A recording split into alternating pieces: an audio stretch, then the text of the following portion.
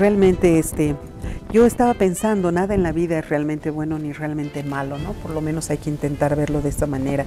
Lo que ha sucedido en este presunto audio con la presunta juez que está presuntamente aclarando, tenemos que tratar de tomarlo con la alegría que corresponde. ¡Qué bien! Se develó, ha habido violación, este hombre no es el violador, debe salir libre y tenemos que buscar al verdadero violador. Porque aquí ha habido líquido seminal o lo que se llama ácido prostático, ¿no es cierto? Y eso es lo que siempre nos ha hecho asegurar que hubo una violación. Creo que de ahí nos hemos agarrado todos.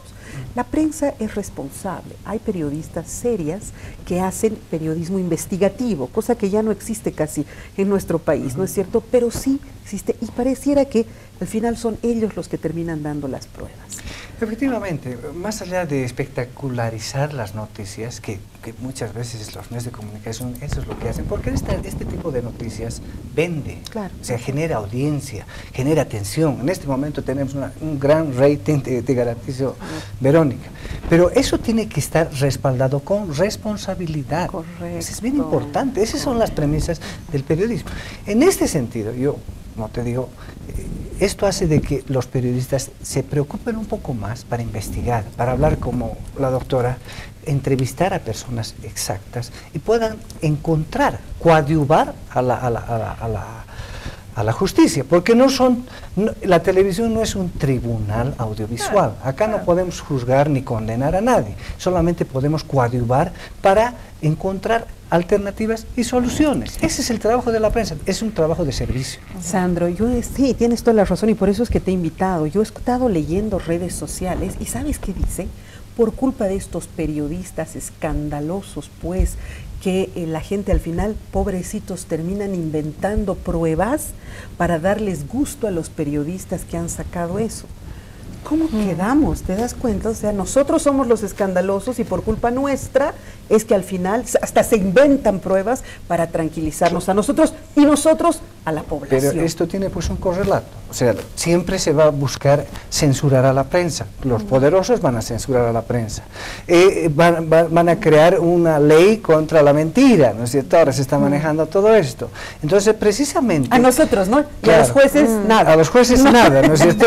Entonces fíjense que también la prensa juega un papel importante, se quiere acallar la prensa, se quiere coartar el trabajo de los periodistas. Entonces, en ese sentido, el periodista tiene que ser más responsable. Ese es el elemento importante. Pero existe un elemento, ¿no, Berito? Por ejemplo, la prensa hoy por hoy hace un trabajo, si bien yo no comparto el tema de que no sea investigativo, porque los periodistas, yo he llegado al caso de la niña Patricia Flores después de 10 años. Y los periodistas que me han seguido después de 10 años, hasta el año 15 de proceso, han seguido ellos toda la correlación todo. Y sabían todo, y ellos todavía me daban otros elementos. Entonces, y hoy día podemos hablar de que a estos periodistas se han vuelto en un control social. ¿Qué haríamos si la prensa no sacaría la voz de aquellas personas que definitivamente no se las quiere escuchar? Entonces, para mí, la verdad es que el tema de la prensa se convierte en un control social y que sí hace un trabajo valiosísimo. Justamente en el caso de Bebé Alexander, se detiene a un periodista del diario. Es uno de los pocos casos que inclusive se detuvo a un periodista para callar el proceso. ¿Por qué? Porque Carlitos justamente hizo un seguimiento muy estrecho del caso, y como él tenía todos los datos, un día que ingresa al recinto penitenciario le quitan creo que sus apuntes y sacan todos los datos, y como tenía más antecedentes que seguramente deben coincidir con la verdad que dice hoy la juez, lo detienen y pretenden callarlo. Y fue un tema que definitivamente nos consternó a todos, quienes estábamos alrededor y quienes sabíamos que se estaba cometiendo una injusticia. Y después de que salió, se quedó calladito. Claro, ya no pudo hacer nada. Claro, ya prácticamente se quedó. Que da miedo, Vero, claro. A los periodistas, a los abogados, a quienes están queriendo decir algo en relación a ese deber ser que decimos los abogados. La gente tiene que andar correctamente, tener un poco de dignidad en la relación de persona a persona. Y el abogado trata de resolver sus conflictos. Hay una impunidad absoluta de los jueces. Hay un miedo. Los abogados comentan y dicen, no te metes en esto, mejor no, se excusan. Nadie quiere tocar estos temas porque saben, uno, que no van a tener trabajo, dos, que los van a perseguir, tres, que pueden ser encarcelados. Es decir, hay una especie de terror jurídico, diríamos aquí. Mejor no te metas aquí. Y entonces evitas, y por eso yo admiro a Paulita, que está ahí lidiando todavía en esto, ¿no? Entonces no es fácil. Para ustedes, miren, periodismo no es fácil. Imagínense para los abogados. Y lo mismo, ¿no? Entonces, para los abogados, lo mismo para los para psicólogos los peritos, forenses, para todos. Todos tienen miedo. Mira, de cárceles hay un informe psicológico sobre violadores. Si el psicólogo dice, este señor es compulsivo, no va a volver a violar a su informe. Eso va al juez y el juez no hace caso a eso y lo libera con beneficios penitenciarios. Tiene que hacer caso a ese informe psicológico, porque ese señor si sale va a volver a violar, pero el juez no lo hace. Y los forenses también transforman sus informes. Conozco varias psicólogas forenses, aquí viene una de ellas. Psicólogas forenses, médicos forenses. No tenemos, en el caso de Patricia, no hay los medios, las pruebas se las guarda sin. Lo último ha sido de la medalla. ¿Te acuerdas cuando encontraron la medalla? Metieron la mano a la medalla sin ver huellas digitales ni nada. Es decir, no hay protocolos. O sea, la gente investiga como puede. Y después, como es la autoridad, ellos son los que disponen, ellos califican la conducta de los fiscales y los jueces tipifican. Entonces ahí, ¿qué puedes hacer? Como abogado vas y presentas las pruebas necesarias, pero no te hacen caso y la voz oficial es la que se queda ahí. En base a esto, ¿quién está detrás de esto? Ahí es la gran pregunta. Bueno, ahí va mi respuesta. Hay amigos del gobierno a los que no se los quiere involucrar. Pero además, no creo que también más allá de y que amiguitos, no en sentido ellos alto. Mismos están empoderados ahí, se creen dueños de la absoluta verdad y lo quieren hacer. Ahora, otra vez, yo te he hecho esta pregunta en la primera media hora, pero quiero volverla a hacer. ¿El niño Alexander fue violado? Sí, así es. No fue violado por Eddie Fernández. Jerry Fernández. No se puede establecer aquello, en primer lugar, porque Jerry Fernández no se encontraba en el lugar, porque a Jerry Fernández le hicieron una prueba de ADN con el ácido prostático de Alexander, es decir, que si no hubiese habido ácido prostático en Alexander, ¿por qué le hicieron una pericia de ADN? Entonces se demostró de que no era el ácido prostático de Jerry Fernández, que ya era suficiente elemento probatorio para establecer su inocencia. Pero no sabían de quién. Claro. No podían decidir saber de quién. No quisieron saber de quién, porque no nos olvidemos que en ese entonces se hablaba de la hermanita de Alexander, que también estaba en el mismo hogar, que ella dijo que habría sido también vejada y dio un nombre. ¿Por qué no se investigó la identidad de ese hombre? Porque la niña lo identificaba, la niña tenía 6 o 7 años, si mal no recuerdo, y ella lo identificaba plenamente. Entonces, ¿cómo es posible que no se le siguió esa voz, esa niña? ¿Por qué no se ha convocado a esa persona que la niña ha inculpado? No se ha convocado. Y no era Jerry Fernández. El violador está suelto. Así es. ¿Se está protegiendo a ese violador? Consideramos que sí, desde el primer momento y en plena audiencia yo lo dije. Espero que este no sea un caso más y no sea un caso como el de la niña Patricia, que vamos a tener que investigar los 100 años. Porque estábamos en una sabía que había esta otra persona, pero nunca la convocó. Todos sabían. ¿Cómo es posible que tenga sentados frente a una juez a todo el personal que buscó el reanimar la vida de Alexander? Todo el personal que ayudó a Alexander estaba detenido. ¿Esa persona trabajaba también en el lugar? Claro, tenemos conocimiento que trabajaba al interior, que era además de confianza, justamente de la sobrina de esta autoridad. Pero estamos ahora tras una investigación. Yo recuerdo que inclusive, ay Dios mío, uno se arrepiente en la vida, y cosas en las que uno dice, por Dios, ¿por qué lo he hecho? Vino la madre de Jerry y la entrevisté acá. Y lo primero en lo que yo me amparé fue el hecho de que había líquido seminal, o lo que ustedes dicen ácido prostático, en el ano de la criatura. Y a partir de eso yo me cerré un poco y imaginé que era eso y le dije, pero señora, ¿se ha encontrado líquido seminal? No, claro, nunca imaginé que no era de él, ¿no? Claro. Porque al haber habido este líquido seminal y una apertura de 5 centímetros en el ano de una criatura, no hay por dónde perderse. Esto ha sido una violación. Lo dramático es que nadie está libre, ¿no? Pero es que mañana nos puede suceder a ti, a mí. Estamos en una justicia aterrorizante. Es terrible, ¿no? Lo que acaban de mencionar, sociológicamente se llama de la construcción social del miedo. Claro. O sea, en nuestras instituciones, los abogados, los periodistas, los jueces, los médicos, hay una especie de síndrome del miedo. Entonces ahí es donde no puedes absolutamente hacer nada. Y estás a merced de una denuncia, estás a merced de un fiscal, estás a merced de alguien que te va a construir un proceso y te van a meter a la cárcel sin una defensa. Entonces, ¿qué hacen? La gente que quiere declarar, no declara. Los periodistas tienen que investigar, tienen que meterse a todo. Pero miedo, con cuidadito, porque también te meten preso, ¿no? Entonces, estamos viviendo en esta sociedad la construcción, yo lo llamo la construcción social del miedo, donde todo está vigilado y castigado, ¿no? Es el ostracismo, es decir, te cierras como una ostra y te olvidas del mundo. O también los psicólogos dicen es anomia. Se acusa a la autoridad, anomia social, no te hace caso el policía, no te hace caso el juez. ¿Qué haces? Te suicidas, es decir, o te aíslas, ¿no? Así estamos viviendo en Bolivia, lamentablemente. Y hay que renovar, por supuesto, esto nos genera un estremecimiento. Sí, un miedo. Pero sobre eso hay que también decirlo, y el programa tuyo sirve para eso, hay gente que tiene un grado de honestidad en sus vidas que podría tranquilamente asumir la responsabilidad de hacer justicia. Estamos a un paso de elegir al fiscal. Dios mío, ¿en manos de quién vamos a caer? Aquí ha tenido buena votación el Chuymampis, ¿no? Ojalá vayamos por ese lado. Paola, jurídicamente, ¿para dónde habría que orientar ahora este proceso? Bueno, considero que se deben anular obrados.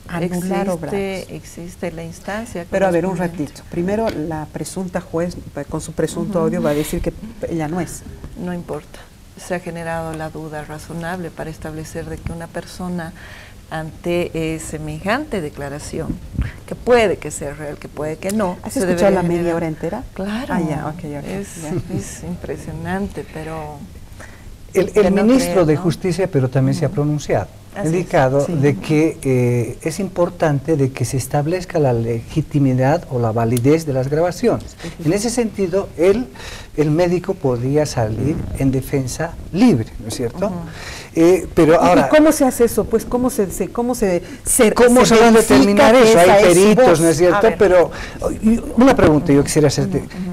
¿Las grabaciones son legales, de uso legal? Las grabaciones son indicios, no son pruebas. Entonces, como indicios sí puede ser utilizado, pero ya existe, más allá de la legalidad o ilegalidad del audio, existe ya una duda razonable. Ante esa duda razonable tenemos una investigación que ha sido absolutamente precaria, absolutamente forzada.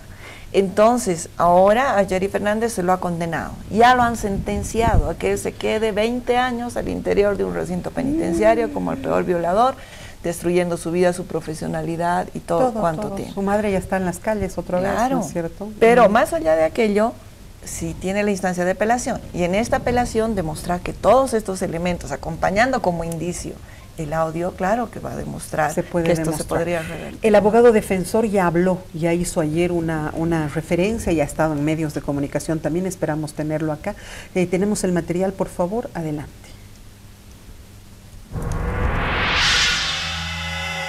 Nosotros tenemos ya un recurso de apelación restringida planteada en contra de esa sentencia, sin embargo este elemento también va a ser utilizado por la defensa para sostener y mantener lo que siempre hemos dicho, que Jerry Fernández es inocente y que en definitiva el bebé Alexander jamás ha sido víctima de agresión sexual.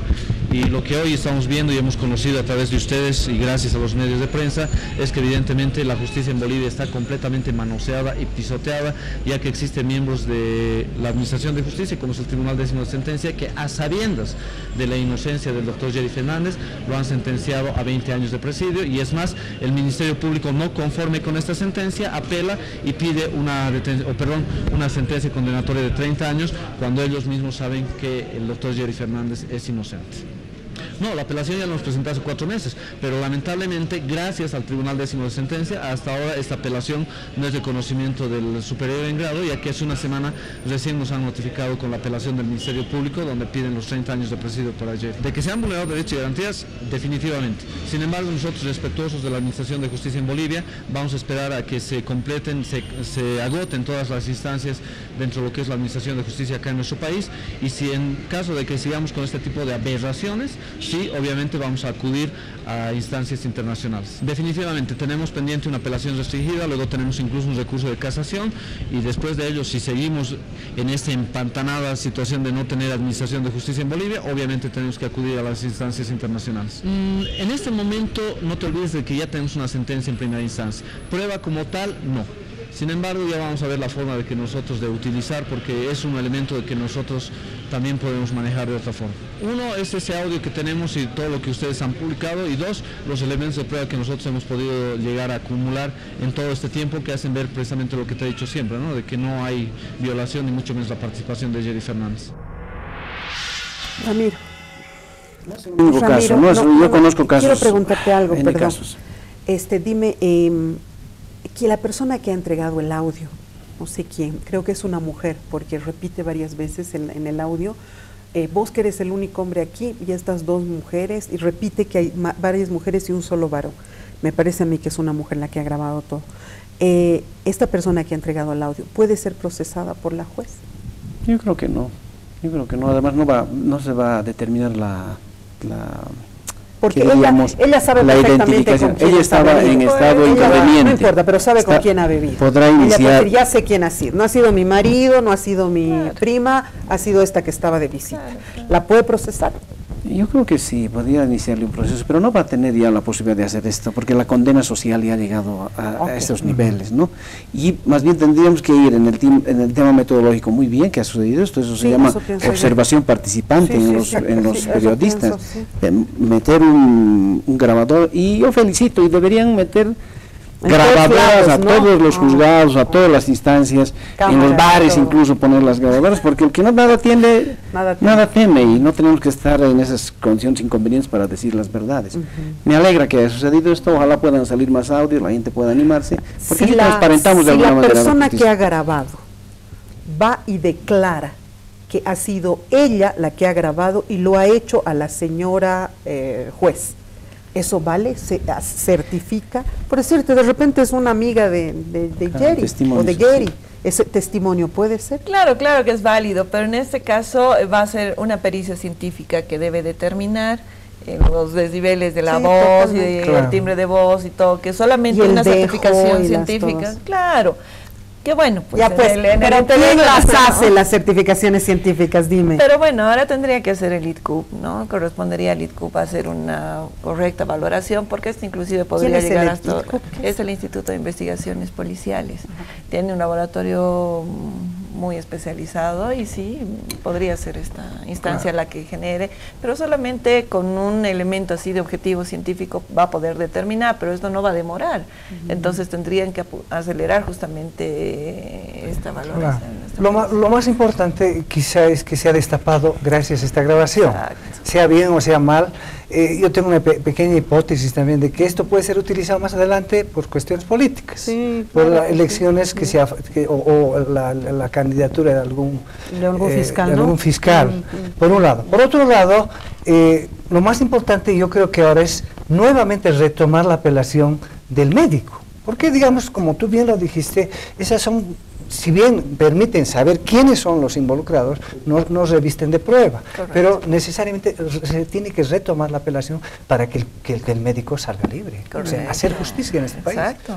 A ver, y en estos casos, porque ya sería una segunda juez, que lo más probable es que también tenga un mal final, la anterior juez Delgadillo, ¿prosigue? ¿Ha sido detenida o ya está otra vez paseando en las calles? No, pues ya está otra vez paseando en las calles, claro, la destituyeron del cargo después de varios meses, luego solicitó su cesación, tomando en cuenta que tiene sus bebés, claro, ¿no? Y bueno, pero más allá de aquello, ¿dónde está el juramento que hacemos como abogados? La ética que debe tener ella como juez, porque al final, ¿cómo te puedes ir a dormir a tu cama sabiendo que 20 años estás mandando a la cárcel a un inocente? Cuando tú estás consciente de que es inocente. ¿Por qué creemos que no va a volver a nosotros el daño que hacemos? Exacto. ¿Qué clase de empoderamiento llega a nuestra cabeza que nos ciega y creemos que vamos a ser impunes para el resto de la vida? ¿Cómo no nos damos cuenta que luego vienen enfermedades, desgracias, tragedias, que robas y te roban? Pareciera que el poder realmente embrutece, ¿no?, a la gente. Y lo más importante es qué clase de gente está manejando la justicia boliviana. O sea, no solamente es una sola la que está alcoholizada, declarando, hay otras que le está grabando, hay otras personas que están en su círculo, hay otras personas que están protegiendo a otras personas que están detrás, son más poderosos. O sea, es un contubernio terrible. Es que es impresionante, ¿sabes por qué? Porque ella en el audio dice, por eso hay que contratar profesionales, por eso tienen que tener por lo menos título. Y bueno, ¿qué te garantiza eso si la verdad lo que buscamos es calidad, calidad humana? La gente, sabes, Verónica, pierde tiempo en los juzgados, pierde su salud, porque es un estrés muy fuerte, pierde su dinero, claro que sí. Y a veces su pierde su vida. Oye, y en este caso pierde 20 años de sentencia. Muerte civil de este joven médico. Y eso nosotros lo podemos analizar, pero viendo el lado humano, viendo cómo ha sufrido esta persona, cómo está viviendo al interior de la cárcel, es decir, algo que nadie desea a otra persona.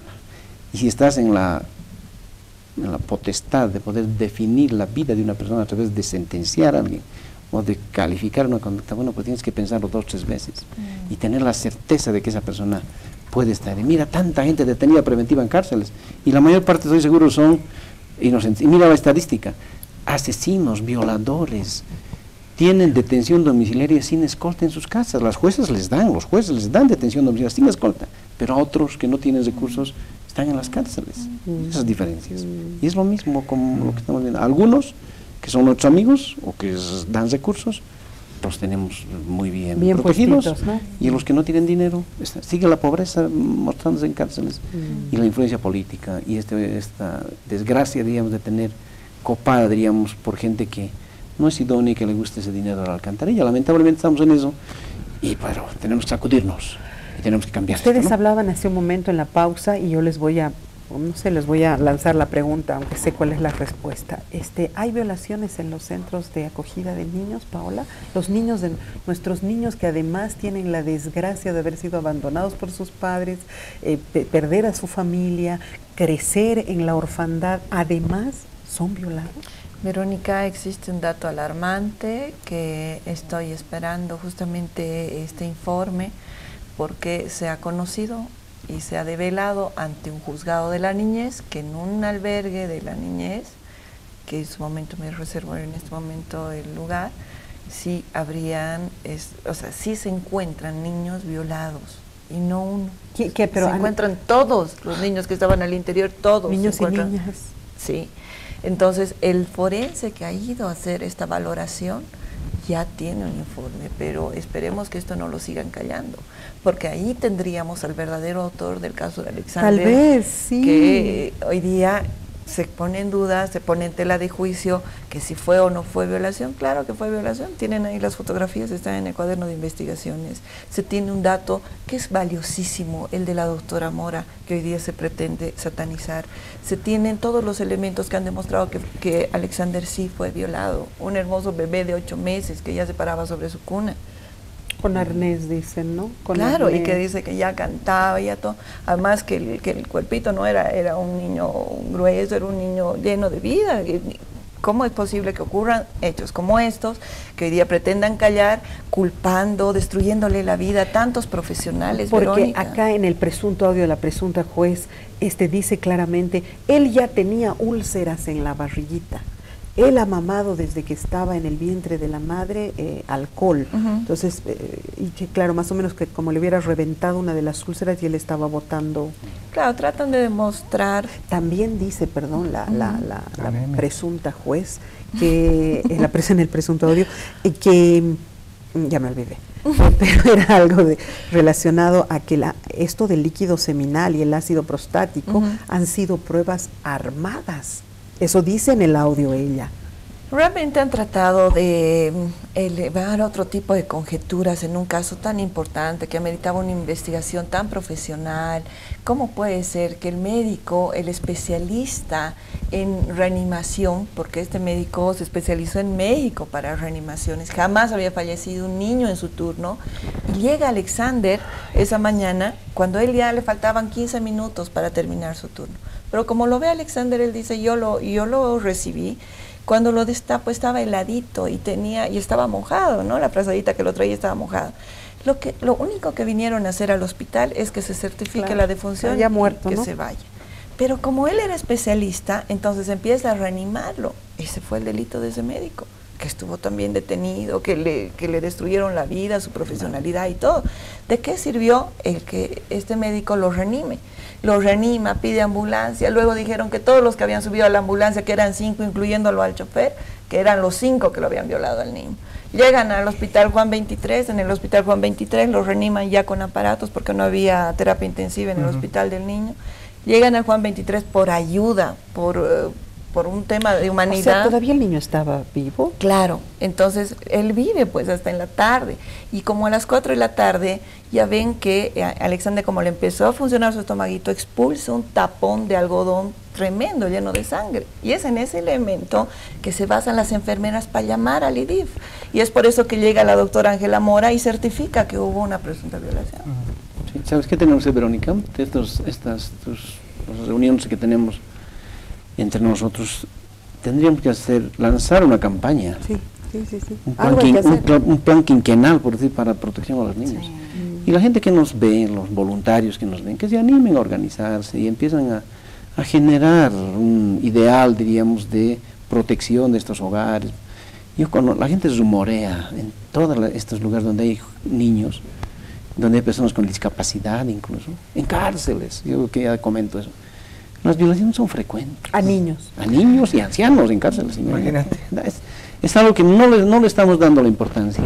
Y crearemos, a veces somos pues, pequeños lunares que decimos cosas. Hay que hacer algo, ¿no? Haremos algo. En otros países hay esto, hay planes de 5 años para barrer con todo estas falta de protocolos y demás. Hay que trabajar en eso. De lo contrario, a veces nos quedamos acá y bueno, va a pasar otra desgracia y otra vez tenemos que volver a... Y lo que llama la atención es que precisamente los lugares donde deberían ser cuidados, están pagados por todos nosotros, son los lugares donde están más que alimentan. Pero si la estadística dice que las violaciones son en la familia, en la casa, es el padre, eso no estamos consiguiendo. Tenemos que ir a una cultura de mejoramiento de relación de padres y madres con sus hijos. Si los padres violan, imagínate en un lugar donde el niño no tiene padres y tiene alguien que lo cuida. Imagínate las atrocidades que pasa este niño. Eso es algo que además no tiene a dónde quejarse, claro. Que es un niño huérfano, o sea, ya más desgracias encima, de verdad. Y las adopciones que no se dan, que es otro problema. No se dan. 3 adopciones habían dado en 2 años. Años la gente buscando un bebé y al final está en ridículo, terminan adoptando perros. Me parece que se tiene que trabajar mucho en ética y valores, en la familia, en las instituciones. Todo. Sí. Bueno, tengo que irme. Gracias, Sandro, por haber estado, por haberte dado un tiempito. Gracias a la UNSA por habérmelo prestado un ratito, de verdad. Paulita, cuánta clarificación nos has dado. Alexander sí ha sido violado, claro, ¿sí? Que sí. Pero no por Jerry.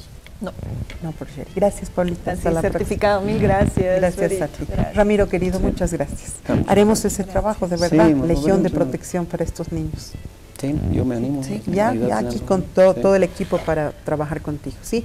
Perfecto. Muchas gracias. Un abrazo. Hasta la próxima.